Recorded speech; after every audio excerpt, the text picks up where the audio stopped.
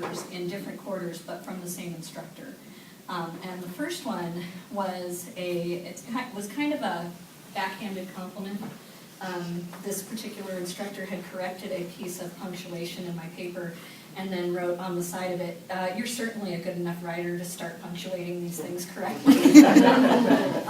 Very memorable comment, yeah. So, and I still struggle with certain punctuation issues even now. And then about a year later, I took another class from the same teacher, and this was like the biggest compliment that I've ever received on a piece of writing, and that's why it's memorable, is this instructor just said, "This was a graduate level piece of work that you just did, and you might consider, pursuing this as a thesis or something." So those kind of comments really boost the confidence of the insecure. Yeah. I kind of reflect some of her thoughts too. I've had two instructors that have said really memorable things, because they would set up appointments where you could go in and actually discuss your paper if you had something to give them ahead of time. So I took those opportunities when I had them. I mean, I think every student should, because you can get the feedback before you turn in your final. And two of my instructors said they were clearly laid out, great thought patterns, and then encouraged me to maybe pursue this as a career as an instructor or a teacher in this area. And coming back to school after being out for 15 years, that boosted my morale like nothing else, because I was discouraged my first quarter and thought, what am I doing here? This is hard. This is a lot of work, on the top of having a family and being married. So just that, 2 minutes of conversation has made me through 4 quarters now. So. I think my most memorable moment in my writing is the fact that he's actually sitting in the class right now. It's classroom right now. But I would like to write papers where, in my creative writing class, where it would be comedy, but it had like this sudden twist. And I can remember reading it in class and him having to stop me from reading it so he could actually write a good twist on it. I was in that class. That's a good moment. But I also think it's great when you see, it's also nerve-wracking when they say, "See me after class," because whenever you see that, you go back to being a little kid going, "Oh, great." But then when you go up and they want to actually talk about your work, it's reassuring, makes me want to keep doing better and want to keep doing this. So. Mine was a really small comment, actually, and it was my second quarter, and so, in my first writing class, and so I didn't really have much experience doing anything academically with writing at all. And the thing they wrote was, "Learning is messy," because I wrote this little note saying, "I'm sorry this is so messy." And it just really stuck with me, because I was so concerned with doing everything correctly. And it was really small, but it made an influence.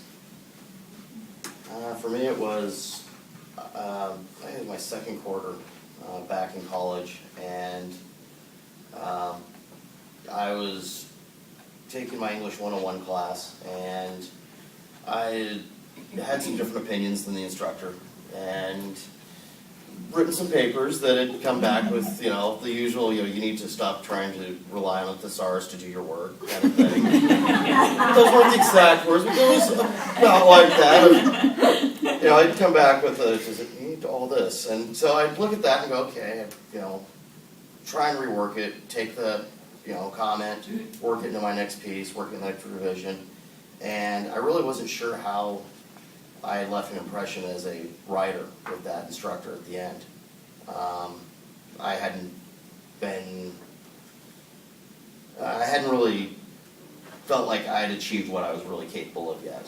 And at the start of the next quarter, I went to go pick up my paper, my final, and on the back page was a note that I should come to the Writing Center and try being a consultant.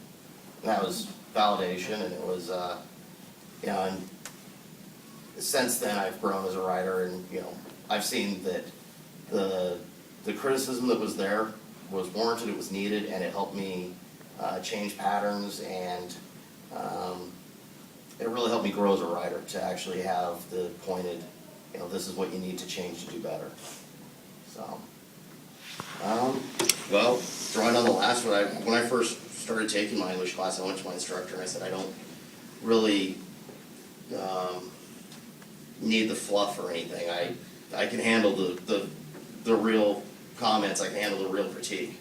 And because as a writer, I've found that I need to know what needs to be fixed. I need to know where the improvement needs to be made, I need to know what I'm doing wrong.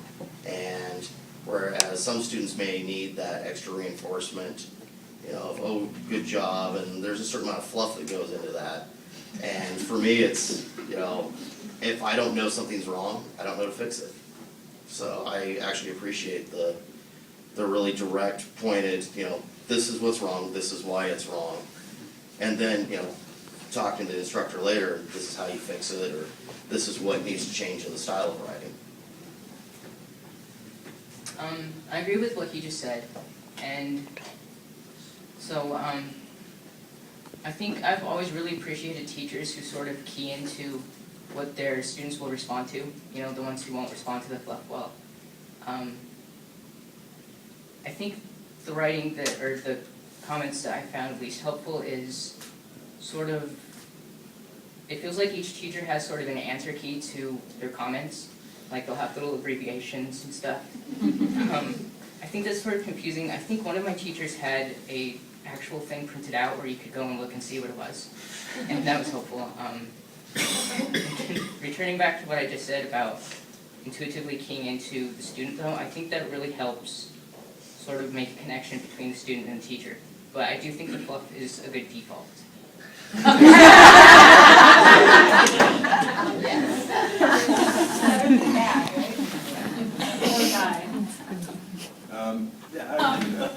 I appreciate the verbiage. This paper would be stronger if you thought about these things. They do that a lot in the Writing Center, and I have been to the Writing Center, especially my first quarter, and getting you to think about your issue maybe from a different angle, or maybe even you're going a little off base with this idea. Your paper would be stronger if you stuck with this. I appreciated that verbiage, and I like fluff, but maybe that would just be an intuition thing. I like the encouragement, it spurs me on, and I like Argue with me in the margins, I love it, Yes. because that's what makes me a better critical thinker, and it makes me a better communicator, so.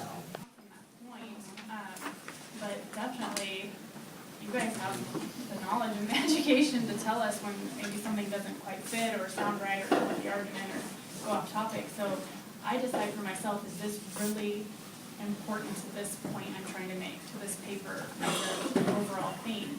And if it's not, then there's a reason somebody decided, you know, that's probably not the best thing to put right there, or move it here, or what have you. But I really do put a lot of trust into what I'm given back. And very few times do I ignore it unless they took it as a different, what's happened is sometimes they took it a different way than what I meant it. And so I'll revise the sentence a little better to make it more clear. Good piece of feedback from a teacher should definitely involve a focus and a direct point. You know, you need to zero in on if it's something that deserves praise. You know, if it's something truly excellent, then praise it. If it's something that the writers just have, you know, some major breakthrough in their writing, then praise that and focus on that. And instead of just general overview comments, they need to be, you know, Specific. this word or this phrase, you know, and this is what I'm saying and this is why I'm saying it. And between Very good. And I think sometimes pride gets in the way of taking, comments like, Lance said, this piece of dialogue gets crossed out or something, or, and like in creative writing, maybe a comment says, well, you should change this or do something, like, no, changing that. I like it just the way it is. Nothing wrong with my poem, But I think that that's a really honest emotion, and so, sometimes you have to look at that teacher feedback and then go, and put it away for 3 days, and then look at it again, and you go, okay, I see your point.